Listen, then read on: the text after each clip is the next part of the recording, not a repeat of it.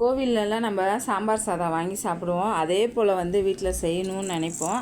ஆனால் அந்த பக்குவத்தில் நம்மளுக்கு வராது. கண்டிப்பாக இந்த வீடியோவை பார்த்துட்டு நீங்கள் ட்ரை பண்ணி பாருங்கள். டேஸ்ட்டு சூப்பராக இருக்கும். மாவு பச்சரிசி 2 ஆளாக்கு, 3/4 ஆளாக்கு துவரம்பருப்பு, 1/4 ஆளாக்கு பச்சைப்பருப்பை 1 ஹவருக்கு முன்னாடி நீங்கள் ஊற வச்சுருங்க. தேங்காய் எண்ணெய் ஊற்றிக்கோங்க. கடுகு, வெந்தயம், கருவேப்பிலை, பச்சை மிளகாய், ஒரு கட்டி பூண்டு, ஒரு 2 கை சின்ன வெங்காயம் சேர்த்துக்கோங்க. தக்காளியை போட்டு நல்லா வதக்கிட்டு கேரட்டு, பீன்ஸு, குடமிளகா, முருங்கைக்காய், அவரைக்காய், முள்ளங்கி, அப்புறம் கத்திரிக்காய் சேர்த்து நல்லா வதக்கிட்டு சாம்பார் பொடி ஒரு 3/4 ஸ்பூன் போட்டுக்கோங்க. கொஞ்சம் மஞ்சத்தூள் போட்டு நல்லா வதக்கிட்டு ஒரு ஆளாக்குக்கு 2 ஆளாக்கு தண்ணி வச்சு 7 ஆளாக்கு தண்ணி வச்சுருக்கேன். கொஞ்சம் பெருங்காயம் போட்டு கொஞ்சமாக புளி தண்ணியும் ஊற்றி மூடி வச்சுட்டு நல்லா கொதி வந்தோடனே பருப்பும் அரிசியும் சேர்த்து நல்லா மலர்ந்து வந்தோடனே ஒரு 4 விசில் விட்டு எடுத்துருங்க.